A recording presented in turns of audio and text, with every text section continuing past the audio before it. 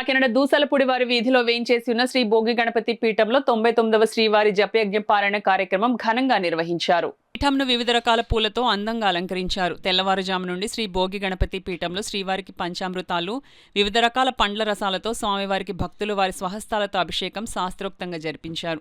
ఈ సందర్భంగా పీఠం ఉపాసకులు దూసలపూడి రమణరాజు మాట్లాడుతూ శ్రీ భోగి గణపతి స్వామివారికి కాంస్య కవచ యజ్ఞం పురస్కరించుకొని 108 వారాల పాటు శ్రీవారి పాదాలకు జపయజ్ఞ పారాయణ కార్యక్రమాన్ని నిర్వహించి అక్టోబర్ 5వ తేదీన తిరుమల తిరుపతి బస్ యాత్ర నిర్వహిస్తున్నట్లు చెప్పారు. అదేవిధంగా ఈ నెల 27వ తేదీ నుండి భోగి గణపతి పీఠంలో 43వ గణపతి నవరాత్రి మహోత్సవాలు నిర్వహించి అష్టగణపతులను పూజించనున్నట్లు వెల్లడించారు.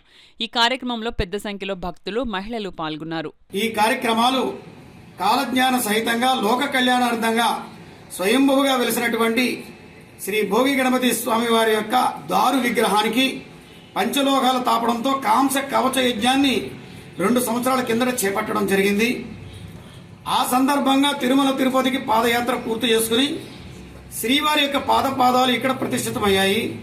ఈ శుభ సందర్భంగా 108 వారాల పాటు శ్రీవారి పాద పూజ కార్యక్రమాల్ని శ్రీవారి భక్తులు పిండి దీపాలతోటి ఈ కార్యక్రమాల్ని గోవిందనామ సంకీర్తనతో శ్రీకరం, శుభప్రదం, జయప్రదం, మంగళకరంగా చేయడం జరుగుతూ ఉంది. ఈ సందర్భంగా 108 వారాలు పూర్తి చేసుకుని అక్టోబర్ 5వ తారీఖున తిరుమల తిరుపతికి ఇక్కడ నుంచి బస్సు యాత్ర జరుగుతుంది. తద్వారా ఆ కార్యక్రమాన్ని పూర్తి చేసుకుని ఇక్కడ కోల సంబరం, శ్రీదేవి భూదేవి సమేత దివ్య కళ్యాణ ఉత్సవం, భారీ అన్న సమారాధన కార్యక్రమాలు జరుగుతాయి. ఈలోగా ఈ ఆగస్టు 27వ తేదీన ఈ విశ్వావసు నామ సంవత్సర భాద్రపద మాస శుక్లపక్ష వినాయక చవితి సందర్భంగా 43వ గణపతి నవరాత్రులు జరుగుతాయి. గణపతి ఆరాధకులతో గణపతి నవరాత్రి దీక్షలు చేపట్టి ఈ కార్యక్రమాలను అష్టగణపతి ఆరాధనగా పూర్తి చేయడం జరుగుతుంది. ప్రతి శనివారం కూడా సుప్రభాత వేళలో ఈ కార్యక్రమాలు శుభప్రదం అవుతా ఉన్నాయి. అదేవిధంగా ప్రతిరోజు కూడా సుప్రభాత వేళలో 4 గంటలకు భోగి గణపతి పీఠం తలుపులు తెరిచి ఉంటాయి.